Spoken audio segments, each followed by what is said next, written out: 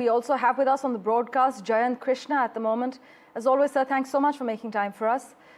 Looking back at the Trump administration's approach to India versus the Biden administration's, how would you characterize the trajectory of US-India relations now? Are we likely to see continuity or a drastic shift in this relationship as Trump re-enters the political scene? See, my feeling is there'll not be as drastic a shift as many are talking about, because there is a lot of mutuality in the relationship between US and India. If you look at, business perspective, US is the largest FDI investor in India. If you look at US is India's largest trading partner, and India is USA's seventh largest trading partner.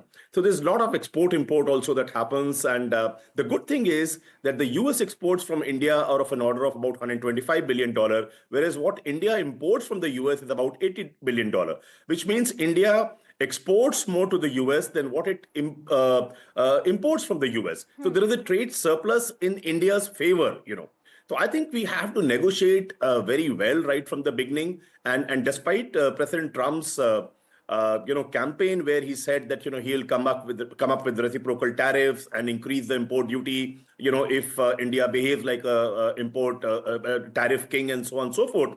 I think we have to start negotiating right from day one, because any tinkering with the import tariffs that US levies on India will have will have an adverse effect on our trade relationship. I think that's one.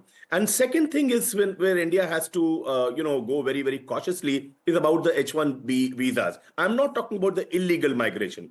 External Affairs Minister Jaishankar has said loud and clear that India does not support illegal migration, and all illegal, Indians who have migrated to the US through the Canada or the Mexico route illegally, the estimate is about 16 to 18,000 people, they have no business to live in the US. So there is no issue on that. But the H-1B visa, which is for skilled people, I think it does a lot of good to the American economy in terms of, we meet their trade deficit. We also, the skills deficit, we meet USA's skill deficit. And also, our techies, our doctors, our scientists who go there, they make the US economy globally competitive. So I think these things are very, very important to my mind. And, we have to negotiate. And last to not the least, to my mind, more than the geopolitical stuff and the the Indo-Pacific region's stability and so on and so forth.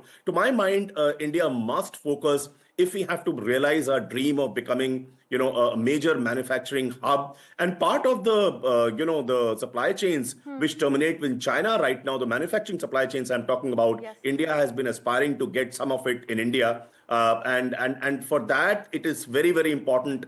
Some of the import of technology. I have a few examples that come to my mind is the GE HAL jet engine technology. The semiconductor technologies. I think many there is massive potential on the radar, as you are highlighting. Very, very important to my mind. But not disregarding the geopolitical landscape, many analysts are also asserting that this continued collaboration between both our countries, India and the US, is crucial, especially as both countries navigate issues like the West Asia situation, as well as the Russia-Ukraine war. But as always, Jayant Krishna, thank you so much for joining us with your views.